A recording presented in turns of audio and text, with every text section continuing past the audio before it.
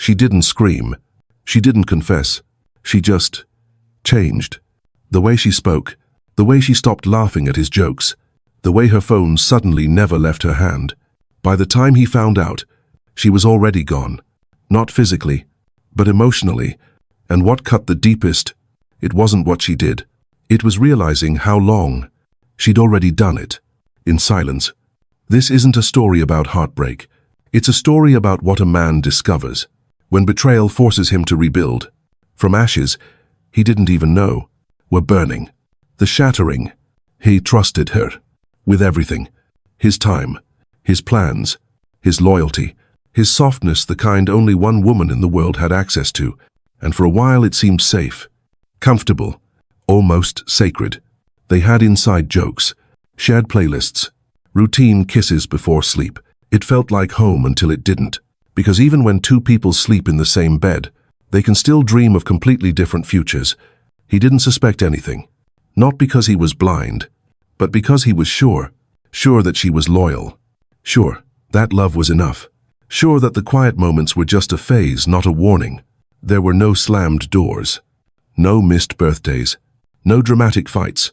Just a subtle shift, a look that didn't linger, a hug that ended too quickly, a phone that is face down more often than it used to be. He brushed it off, told himself she was tired, overwhelmed, distracted, that life gets busy, and love sometimes takes the hit. But his gut, it whispered louder each day, and eventually he listened. It happened one night, late. She was asleep beside him. The room was dark, but his thoughts were loud. He picked up her phone, hands trembling, not with anger, but with fear. Fear that his intuition wasn't lying this time. And within seconds, there it was. The name, the emojis, the conversations that didn't belong to them. The kind of words that you only say to someone you don't have to come home to. No shouting, no throwing things. No, how could you? Just one sentence from her. When she woke up and saw his face, it's not what it looks like, but it was. It was exactly what it looked like. And far worse, it was what it felt like. The betrayal wasn't just physical. It was spiritual. It was emotional theft. Because when a woman gives her energy, her attention, her tenderness, to someone outside the home you built with her, it's not just cheating. It's an erasure. She had taken the most sacred thing he gave, his presence, and handed it to someone who never earned it. He didn't scream, didn't beg, didn't rage. He simply shattered, quietly, completely, like a man watching his house catch fire, but holding no water, no tools, no help, just ashes in his hands, and silence in his throat. And the worst part wasn't the act itself. It was realizing how long she had already left him, while still sharing his bed. It's one thing to be cheated on. It's another to realize you've been loving someone who emotionally left the room months ago, but stayed physically, out of convenience. And that's a kind of abandonment that no one warns a man about. The spiral. After betrayal, a man doesn't just mourn the relationship. He mourns his own blindness. Not because he was foolish, but because he believed, fully, unapologetically, without backup plans. And when that belief is broken, it doesn't explode. It collapses inward. He didn't cry that first night, didn't pack a bag, didn't call a friend. He just sat there, still, silent, like his mind had left the room, but his body hadn't caught up yet. The next morning, he woke up, but not really. His eyes opened, but something inside him stayed asleep. He poured coffee, Saturday at the same kitchen table, looked at the same chair she used to sit in, and suddenly everything looked fake. The laugh he thought was real, the touch that once felt warm, the I love you that now felt scripted. He started replaying old memories. Not to remember, but to investigate. Was that smile forced? Was that night, busy at work, something else? Had she been gone longer than he realized? And with every imagined answer, he spiraled deeper. It wasn't rage. It was a confusion, a fog so thick that even the truth couldn't break through. He checked his phone less, not because he didn't care, but because he couldn't bear the silence when her name didn't appear. He scrolled social media, not to connect, but to see if she looked happy, without him. And she did. That smile, the same one she used to give him, now worn like armor for someone else. It wasn't just heartbreak. It was humiliation. He had defended her when others doubted. He had silenced his instincts to not be dramatic. He had chosen her, over and over, and she had chosen someone else. While still lying next to him, he started questioning everything. Was I boring? Was I not enough of a man? Did I stop being attractive? Was I too predictable? Too soft? He blamed himself, because that's what men do. When they can't make sense of the chaos, they search for the flaw in themselves, instead of accepting that sometimes people betray you, not because you lacked something, but because they lacked character. But at this point, he couldn't see that yet. He just saw the reflection in the mirror, tired, heavy, disoriented. He stopped working out. Food lost its taste. Music lost its soul. Mornings felt heavier than nights. And still, he told no one, because what would he say? She cheated, but I still miss her laugh. She lied, but I still wonder if she's okay. She broke me, and yet, I'd still pick up the phone if she called. That's the part no one talks about. Not the betrayal itself, but how long it takes for a man to stop wanting the very person who destroyed him. He knew she was wrong. He wasn't confused about that. But pain doesn't follow logic, and healing doesn't follow pride. So he spiraled. Not outward, but inward. Quietly, privately, completely. The silence. Eventually, the chaos quieted. Not because it was over, but because he was tired. Tired of asking questions that only circled back to the same pain. Tired of replaying memories that now felt like fiction. Tired of trying to understand a betrayal that had no satisfying answer. And so, he stopped asking, stopped arguing with himself, stopped trying to untangle a mess he never created. That's when the silence began. Not the peaceful kind, not the meditative kind, but the hollow, echoing kind, the kind that stretches through a man's chest and makes his breath sound like noise. At first, he welcomed it. Silence meant no fighting, no pretending, no more lies in soft voices. But over time, it turned darker. He sat through dinners with no appetite, watched the clock more than the screen, let unread messages sit for hours, even days. He stopped reaching out, not to punish, not to play games, but because something inside him whispered, "Let's see who notices when you're not the one holding it all together." No one did. No one called. No one knocked. No one said, "Hey, you've been quiet lately." And that silence, it didn't just sting. It confirmed everything he feared, that maybe he was only visible when he was useful, only loved when he was available. So he stopped being both. He turned down plans with people who never asked how he was, only what he could offer. He muted conversations that drained his last drops of energy. He let the silence settle, fully, finally, and in that stillness, something unexpected happened. He began to hear another voice, not hers, his, the voice he buried under years of people-pleasing, under late-night apologies, under "I'll try harder next time." It was faint at first, raspy, unfamiliar, but it spoke truths he couldn't ignore. You were loyal to someone who wasn't even honest. You gave everything to someone who wouldn't even give clarity. You stayed, long after she left emotionally. And perhaps the hardest truth of all, you forgot yourself because you were too busy making sure she felt loved. That voice didn't scream. It didn't shame. It just told the truth, with the kind of calm that only comes from pain that's been processed, not suppressed. And slowly, he began to sit with it. No distractions, no rebounds, no explanations. He didn't try to find himself. He just stopped running from himself. Because when a man has been hurt deeply enough, he doesn't want noise. He wants truth. And the truth was, she may have betrayed him. But the real damage was how long he betrayed his own inner knowing to keep the illusion alive. So now, he speaks less, smiles softer, and listens not to others, but to that quiet voice inside him that once whispered, but now stands tall. That's the power of silence. It doesn't break you. It reveals what was broken all along. The return. He didn't return to love. He returned to himself. No bold declarations. No dramatic reinventions. No status updates that read, healing era.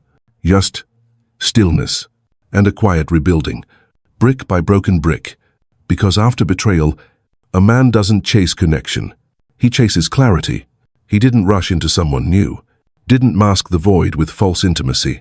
He had learned the fastest way to get lost again is to fill your silence with someone else's noise. So instead of chasing a new chapter, he reread his own. He looked at old photos, not to miss her, but to remember him, the version of himself before the compromises, before the subtle sacrifices, before the self-doubt took root. He remembered the man who used to laugh loud, who cooked without being asked, who held doors and carried groceries, not to prove something, but because it felt good to give when it was received with grace. And slowly, he came back. Not all at once, not in some grand epiphany, but in moments. The first night he slept peacefully alone. The day he stopped checking her online status. The walk where he didn't think of her even once. He stopped fantasizing about closure, stopped rehearsing what he'd say if she ever apologized, stopped needing answers from someone who never valued his questions. Because here's what he realized. Closure isn't something she gives. It's something he chooses, and he chose it, not because he got justice, but because he was tired of bleeding from wounds she never came back to clean. He no longer wanted revenge. He wanted release. He no longer asked, "Why did she do this to me?" He began asking, "Why did I stay once I felt it?" Because the truth is, he had felt it, long before the phone messages, long before the lies. There were moments when her absence sat next to him at dinner, moments when her eyes wandered, even while her body stayed, moments when he knew, but didn't want to know. And that's the hardest part to admit. Not that she betrayed him, but that he overrode his own knowing, to keep the relationship alive. That's what broke him the most. Not her choices, but how far he bent himself to avoid seeing them. So now, he's not rebuilding just for peace. He's rebuilding for discernment. So he'll never again silence his intuition, just to maintain the illusion of love. And that return, that quiet coming home to self, it doesn't look loud, it doesn't look strong, but it is. Because once a man begins to choose himself, truly choose himself, not from ego, but from wisdom, he becomes the kind of man who can't be lied to twice. The rebuild. Healing didn't look heroic. It looked invisible. There was no applause, no breakthrough moment, no audience watching him rise from the ashes. Just a man, alone, doing the quiet work no one ever claps for. He stopped trying to be okay, stopped faking the smile, stopped saying, "I'm fine," when he wasn't. Instead, he got honest, not with the world, but with himself. He admitted the parts he ignored, the red flags he painted over with good intentions, the loneliness he buried under duty, the subtle ways he betrayed himself, long before she ever did. And from that honesty, he began to rebuild, not in grand gestures, but in small, consistent choices that slowly rewired who he was becoming. He started waking up earlier, not because he had to, but because he wanted to feel in control again. He cleaned his space, not for guests, but because he deserved order, even in his solitude. He took walks without headphones, letting the silence stretch, letting his thoughts breathe, letting himself exist without needing to perform. He cooked for himself, bought fresh food, set the table for one, not as a reminder of what he lost, but as a quiet celebration of what he still had, himself. He stopped seeking attention, because he was no longer starving for it. He stopped checking if she watched his stories, stopped writing texts he'd never send, stopped waiting for the apology he finally accepted would never come. Not out of bitterness, but because he realized an apology can't heal what a person chose to destroy twice. He forgave, but not in a wholly dramatic way. He forgave because carrying her betrayal was too heavy for a man who wanted to move freely again. He forgave because bitterness was costing him more than she ever did. And that's the thing no one tells you. Real rebuilding isn't about being better than before. It's about being braver. Brave enough to sit with your own silence. Brave enough to admit what you tolerated. Brave enough to say, "I stayed too long, but I won't ever lose myself like that again. He wasn't looking for revenge. He was building boundaries. He wasn't trying to prove anything. He was just trying to become someone he could finally respect in the mirror. He moved differently now, less explaining, more observing, less reacting, more reflecting. He didn't need validation. He needed alignment. Every day, one brick at a time. He laid a foundation of self-trust. And once that returned, so did his power. Not loud, not flashy, but quiet and unshakable. Because the most dangerous kind of man isn't the one who's been betrayed. It's the one who learned to rebuild without needing to be rescued. The code he now lives by. After betrayal, some men become bitter. Others become clear. He chose clarity, not because it hurt less, but because he refused to stay broken for someone who walked away without looking back. And with that clarity came a new way of living, a code, not written in stone, but etched into his habits, his thoughts, his way of moving through the world. He didn't become cold. He became measured. Now, he pays attention to patterns, not promises, to energy, not excuses, to consistency, not chemistry. Because he learned, people will tell you who they are, not with words, but with repetition. So he watches, quietly, without judgment, but with wisdom. And if something doesn't feel right, he doesn't explain it away. He listens, not just to them, but to himself. Because the biggest lie he ever believed was that ignoring his gut was somehow mature, loving, selfless. It wasn't. It was self-abandonment in slow motion. So now, he doesn't negotiate with confusion. If it's unclear, he steps back. If it feels forced, he lets go. If it threatens his peace, it's already too expensive. He has rules now. Personal ones. Not rigid, but uncompromising. Rule 1. Peace is not optional. If being with you costs him sleep, if it steals his stillness, if he has to guess how you feel every week, he's out. Not out of fear, but out of respect for the quiet life he fought to reclaim. Rule 2. Reciprocity is required. He'll show up fully, but only for someone who shows up too. No more one-sided loyalty. No more happy wife, quiet life. No more over-functioning for under-invested people. He no longer pours into cups that never tilt back toward him. Rule 3. Intuition is law. If his body tightens around you, if his soul whispers, "This isn't it," he listens, even if you look perfect, even if you say all the right things. He doesn't date potential. He aligns with reality. Rule 4. Emotional leadership isn't optional, it's earned. He'll never again beg someone to communicate. He's not afraid of depth, but he won't dive into someone who only swims on the surface. He leads with honesty, and he expects the same. Rule 5. Time is sacred. He spent years giving hours to the wrong person. He won't do it again. His time is for building, for growing, for breathing. He won't waste it in emotional limbo, with someone addicted to confusion. These aren't walls, they're windows, for seeing things clearly, early, and without delusion. He doesn't hate women. He doesn't fear intimacy. He simply refuses to bleed quietly ever again. Because what betrayal taught him wasn't that people can lie. He already knew that. What it taught him was how dangerous it is to lie to himself. Now, he lives slower, speaks less, observes more. And if someone can't meet him with truth, with emotional maturity, with spiritual alignment, he lets them go, not with anger, but with peace. Because a man who's rebuilt himself from ashes doesn't chase sparks anymore. He waits for fire, the kind that warms, not burns. The woman he'll let in. He still believes in love, but not the kind you see in movies. Not the kind that demands fireworks, constant reassurance, or daily declarations. He no longer wants someone to complete him, because he's already whole. And when a man becomes whole, he stops needing to be rescued. Now, he's not searching.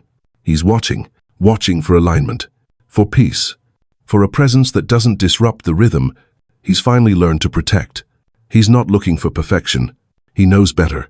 He's made peace with flaws, especially his own. But what he won't allow again is a woman who sees his gentleness as weakness, who interprets his structure as control. who views his emotional depth as something to manipulate instead of honor, because he knows now that love isn't just shared affection, it's shared direction, and without it, even passion becomes chaos. He'll let a woman in, but only if she understands a few things. First, she doesn't have to fix him. He's already done that, but she does have to be honest, because he can smell dishonesty before the lie even leaves her lips. Second, she must come as she is, not dressed up in performance, not performing submission she doesn't believe in, not mirroring him just to keep him, because he's not interested in pleasing. He's interested in pairing. Third, she has to walk with herself first, before trying to walk beside him. He's done carrying people who refuse to carry their own shadows. He knows now, a relationship isn't a place to hide, it's a place to be revealed. So if she's still at war with herself, she'll make him the battlefield. And he's already survived that once. He won't be impressed by her beauty alone. Not because he doesn't notice, but because he knows now, pretty doesn't equal peaceful. Attraction without alignment is a beautiful road to nowhere. What will move him now is how she carries herself when no one's watching, how she listens, how she speaks of her past without blame, how she handles no without punishment, how she responds to truth, even when it stings. Because the woman who earns access to his world must know how to live in clarity, not chaos. He wants softness, yes, but not the kind that folds under pressure. He wants support, but not the kind that disappears when it's inconvenient. He wants a woman who brings rest to his life, not more repair work. And if she comes, if she's honest, healed enough, and open-hearted, she won't have to chase his love, because real men don't withhold. But if she plays games, if she tests his limits, if she confuses attention with devotion, she'll lose him, quietly, without drama, without closure, because the man she's dealing with now has already walked through fire, and he's not about to step back into smoke, just because she smells like perfume and promises. So yes, he'll let a woman in, but only if she doesn't ask him to abandon the peace he bled to protect, because the version of him that still craved chaos died with her betrayal. And the man who stands in his place now, he's no longer looking for love to prove something. He's looking for love that proves itself. The man Betrayal couldn't. So if you see him now, sitting at the cafe, alone, calm, unreadable, don't ask if he's okay. He is. Don't ask if he still loves her. He doesn't hate her. He just no longer allows her memory to live rent-free in a mind he worked this hard to clean up. Betrayal didn't make him colder. It made him dangerous. To anyone who tries to manipulate through affection, to anyone who thinks love is a game of guilt and charm, he no longer argues. He no longer explains. He just walks, quietly, away from anything that smells like what broke him. Because once a man has rebuilt from betrayal, he becomes the kind of man you can't lead to, can't shake, can't seduce with shallow promises. He listens with his soul now. And if what you bring doesn't sound like peace, won't stay. They thought betrayal would break him, but it built the man who now walks alone. Not because he has no options, but because he finally understands that peace is never worth trading again.